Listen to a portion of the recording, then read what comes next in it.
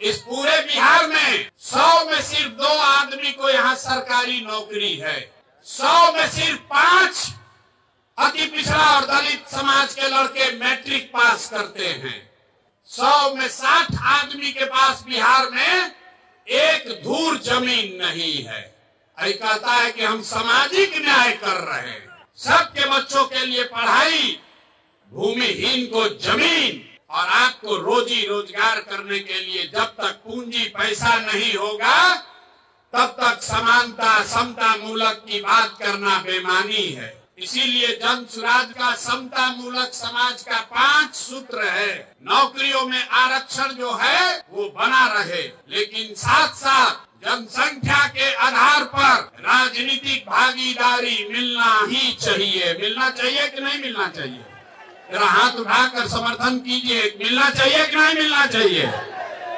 तो अति पिछड़ा समाज को जन सुराज से 70 सीट अति पिछड़ा समाज को दिया ही जाएगा। यहाँ बगल में एक दल है, एक पीछे दल है, एक उसके पीछे दल वाला अपना बंगला कब्जा किया है। ये तीनों लोग मिलके 70 आदमी को अति पिछड़ा समाज का टिकट नहीं दे सकता है। जन सुराज के नेताओं ने तय किया है, नहीं, इस बार 70 अति पिछड़ा समाज के काबिल लोग बिहार में चुनाव लड़ेंगे। खाली टिकट नहीं पाएंगे। गरीब से गरीब घर का लड़का अगर उसमें काबिलियत है तो जन सुराज अपने खर्चा पर उसको चुनाव लड़ाएगा, खाली टिकट नहीं देगा। तो पहला है नौकरियों में आरक्षण बना रहे। दूसरा है जनसंख्या के आधार पर आपको राजनीतिक भागीदारी मिले।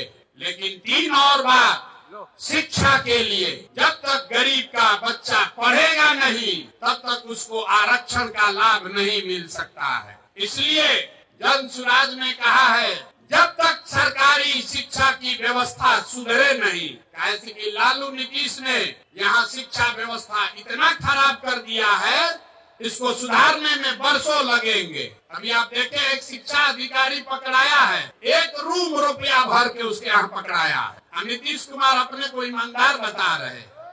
तो जन सुराज ने कहा है, याद रखिए, जब तक बिहार में सरकारी शिक्षा की व्यवस्था सुधरेगी नहीं तब तक गरीब से गरीब आदमी, आप अपने बच्चे को प्राइवेट स्कूल में भेजिए, उसका खर्चा फीस सरकार के ओर से दिया जाएगा, ताकि गरीब से गरीब का बच्चा भी बढ़िया अंग्रेजी मीडियम स्कूल में पढ़ पाए। पढ़ना चाहिए कि नहीं पढ़ना चाहिए?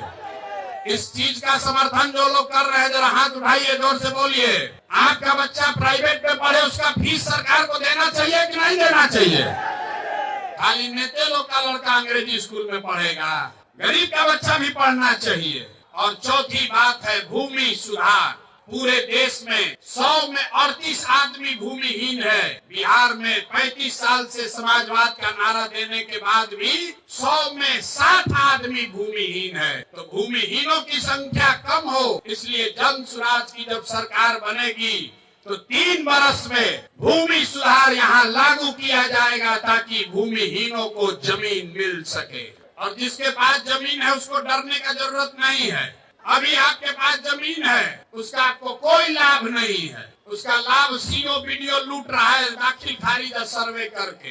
एक बार भूमि सुधार लागू होगा तो जिसका जमीन है उसको भी फायदा है, और जो कर्मजरुआ पड़ा हुआ है, बहुत सारा जमीन गलत बेनामी पड़ा हुआ है, उन जमीनों का इस्तेमाल करके गरीबों को यहाँ जमीन मुहैया कराया जा सकता है। जिस राज्य में विनोबा भावे ने इतना बड़ा आंदोलन किया, आपको पता ही नहीं है कि लाखों एकड़ जमीन जो सवर्णों ने, ओबीसी समाज ने जिनकी जमीन थी, उन्होंने जमीन दान किया था गरीबों के लिए। विनोबा जी के कहने पर वो जमीन किसको मिला, किसी को नहीं पता। वो जमीन सब अंदर बांट कर दिया। लाखों एकड़ जमीन, किसी को पट्टा मिला, किसी को उस पर काबिज करने का अधिकार ही नहीं मिला। इसलिए बिहार में भूमि सुधार लागू होना चाहिए।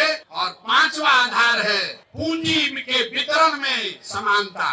आपके गांव में जिसके पास भी पैसा है, उसके पास पढ़ाई नहीं है, जमीन नहीं है, लेकिन अगर पूंजी है तो कोई ना कोई रोजी रोजगार, दुकान व्यापार करके लोग अपना जीवन चला रहे हैं। लेकिन समाज में जो लोग पीछे छूट गए हैं, उनके पास पूंजी की उपलब्धता नहीं है। आप बैंक में जाते हैं गरीब को कोई लोन नहीं दे रहा है। तो जन सुराज के समता मूलक समाज का 5वां आधार है पूंजी के वितरण में समानता। अगर 100 रुपया बैंक लोन दे रहा है तो उसमें समाज के जो पिछड़े वर्ग के लोग हैं उनको उनकी संख्या के हिसाब से हक मिलना ही चाहिए। ये 5 बात लागू की जाएगी तभी बिहार में आप समता मूलक समाज की परिकल्पना कर सकते हैं।